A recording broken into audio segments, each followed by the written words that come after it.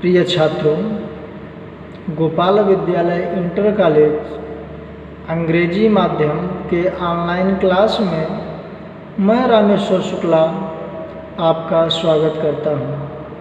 प्यारे बच्चों, विषय हिंदी कक्षा 2 विषय हिंदी कक्षा 2 आज कहानी के साथ आपको उपस्थित हूँ।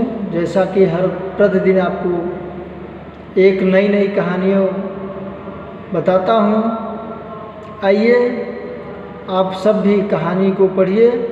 हम भी आपको कहानी बता रहे हैं कि संजय के पड़ोसी।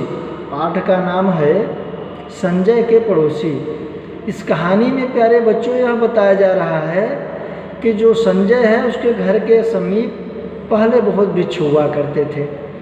वह छत पर चढ़कर चारों ओर हरा भरा वातावरण दिखाई देता था, परंतु वह सब पेड़ आज काट दिए गए।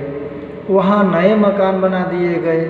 पहले चारों ओर वृक्ष दिखाई देते थे, अब चारों ओर मकान दिखाई देते हैं। वृक्ष न होने से अनेक प्रकार के पशु पक्षी व गिलहरी व बंदर जैसे जीव बेघर हो गए। अब वे जहाँ तहाँ अपने लिए आश्रय खोजते फिरते हैं। बेचारे कैसे लाचारी में अपना जीवन व्यतीत कर रहे हैं। संजय के छत पर दिन भर गिलहरियाँ इधर से उधर कूदती हैं, फिरती हैं, न जाने क्या क्या कदम उठाकर खाती रहती हैं। क्या क्या यह देखकर संजय छत की ओर बाजरा व रोटी के टुकड़े बिखेर देता है। संजय पक्षियों को बहुत मानता है, गिलहरियों को बहुत मानता है। वह उसके छत पर जो गिलहरियाँ आती हैं उन्हें वह कुछ में से कुछ खिलाता रहता है और गिलहरियाँ बड़े चाव से वहाँ पे बाजरा खाती रहती हैं। गिलहरियों के शत्रु हर समय उनका शिकार करने की टोह में रहते हैं और जो संजय के घर में जैसे बिल्ली हुई या आकाश में उड़ते हुए चील व बाज। बच्चों, आकाश में चील व बाज जब उड़ते हैं तो ज़मीन की तरफ देखते हैं और ज़मीन में जो भी जंतु दिखते हैं खाने लायक उनके, वो तुरंत आके अपने पैरों से झपकते हैं, पंजों में दबाकर उड़ जाते हैं। ऐसा संजय देखकर उसे बड़ा अचंभव होता है कि क्या कहें, घर में बिल्लियाँ परेशान करती हैं उनके खाने के लिए और बाहर जाएं वहाँ पे बाज और चील निगाहें दबाकर बैठी रहती हैं। ऐसा सब देख अन्य भयभीत गिलहरियाँ चीख चीख कर, और जब बाज या चील आकर किसी छोटी गिलहरी या दूसरे गिलहरी को पकड़कर पंजों में अपने उड़ा के ले जाती हैं, तब वहाँ पे और गिलहरियाँ देख देख कर एकदम चीख चीख कर दुख व रोष प्रकट करती हैं। इन पक्षियों में दया नाम का कोई गुण नहीं होता। वे केवल पेट भरने की क्रिया में ही लीन रहते हैं। इन पक्षियों में दया नाम का कोई चीज़ नहीं है, कोई गुण नहीं है। वे केवल पेट भरने की क्रिया में ही लीन रहती हैं। सिर्फ वे अपना पेट भरना जानती हैं। संजय के मन में इस प्रकार से विचार आता है कि जो इन सब जीवों को क्यों खाते हैं, ऐसा क्यों, जो इन पर दया क्यों नहीं आता है। और संजय फिर क्या करता है, सचेत रहने लगता है और अपने गिलहरियों को सचेत करने की चेष्टा करता है और ऐसे स्थान पर छत या दीवार से चिपक कर लेट जाती हैं जहाँ से चील बाज को उन्हें पकड़ने का स्थान भरने व कठिनाई दिखाई नहीं देता। कभी कभी गिलहरी का कोई बच्चा भटक कर जीने की सीढ़ियों से उतर कर नीचे आ जाता है।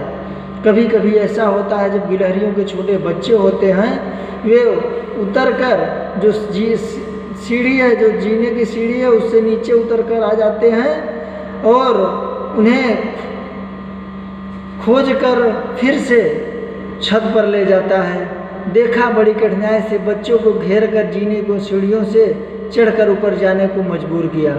फिर क्या, जो छोटे छोटे बच्चे रहते हैं गिलहरी को जब नीचे आ जाते हैं, फिर गिलहरियाँ बड़े कठिन परिश्रम से उनको ऊपर ले जाती हैं। एक बार तो ऐसा हुआ, गिलहरी खोए हुए बच्चों को खोजने के लिए जीने की सीढ़ियों से उतरकर नीचे आ रही थी। एक बार ऐसा हुआ कि गिलहरी अपने बच्चों को खोजते हुए सीढ़ी से नीचे आ रही थी छत पर से, परंतु नीचे आई, काफ़ी देर तक बाहर भीतर उसे खोजती फिरती रही, पर भी उसे निराश होकर लौटना पड़ा और एक भी कोई भी गिलहरी उसे नहीं मिली।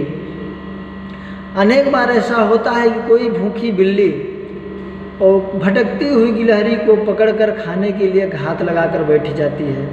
और ऐसा एक बार नहीं कई बार हुआ है उसके छत पर से संजय के घर में कि गिलहरी वहाँ बिल्लियाँ घात लगाए बैठी रहती हैं। जो भूखी बिल्लियाँ रहती हैं उनको कुछ खाने को नहीं मिलता, वे घात लगाए वहाँ बैठी रहती हैं और उन बिल्लियों छोटी से बच्चों को पकड़ कर ले जाती हैं और खा जाते हैं। और फिर देखकर चीख कर शोर मचाने लगते हैं। इसमें सभी गिलहरियाँ सावधान हो जाती हैं। जब एक छोटी सी गिलहरी को खाती है बिल्ली, तो अनेक गिलहरियाँ जो रहती हैं वो सावधान हो जाती हैं। तब बिल्ली की पकड़ से गिलहरियाँ क्या हो जाती हैं और दूसरी जो गिलहरी होती है वो दूर हो जाती है। कुछ देर बाद बिल्ली भी वहाँ बहुत देर तक काफ़ी परिश्रम करती है और परिश्रम के बाद वह निराश बिल्ली खिंचती हुई, अपने आप में गुस्सा करती हुई फिर क्या चली जाती है। जब कभी संजय को गिलहरियों की चीख सुनाई देती है तो वह ऊपर आकर देखता है, और जब वहाँ संजय आता है, जब गिलहरियाँ चिल्लाने लगती हैं तो क्या करता है, संजय दौड़ के आता है। उसको समझ आ जाता है तो बिल्ली गई होगी, अब बिल्ली आकर बच्चों को खाएगी, इसलिए वह ऊपर आकर देखता है, बिल्ली को पाकर फिर क्या उसे भगा देता है। संजय चाहता है सभी गिलहरियाँ निर्भीक होकर उसके घर की छत पर घूमे फिरे। संजय यही उसके मन में हर समय ख्याल आ रहता है, हर समय उसके मन में यही विचार रहता है, सभी गिलहरियाँ जो है वहाँ निर्भय होकर उसके घर की छत पर घूमे फिरे, वे रोटी और बाजरा खाएं, परंतु निरीह प्राणी को सदैव प्राणों की चिंता बनी रहती है। मगर जो गिलहरियाँ हैं, जो निरीह प्राणी हैं, उन्हें हर समय अपने प्राणों की सदैव चिंता रहती है, कहीं हमको आकर कहीं बिल्ली ना खा जाए।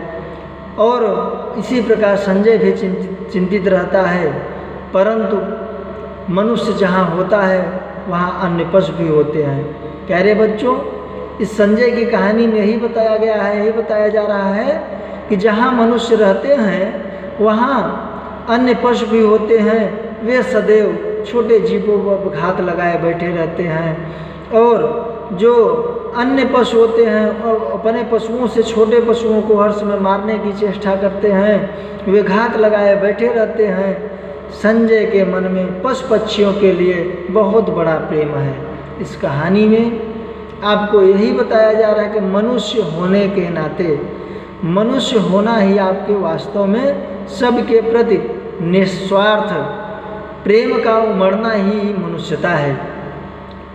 मनुष्य ही जो सभी जीवों में प्रेम करता है वही मनुष्य है। मनुष्य वही होता है जो सभी जीवों, सभी प्राणियों से प्रेम करता है, निस्वार्थ भाव से सभी के साथ मनुष्यता के भाव में रहता है, पशु पक्षियों से बहुत प्रेम करता है, वही मनुष्य है। प्यारे बच्चों, अगली कहानी में अगले टॉपिक के साथ आज की बस कहानी यही है। बहुत बहुत धन्यवाद।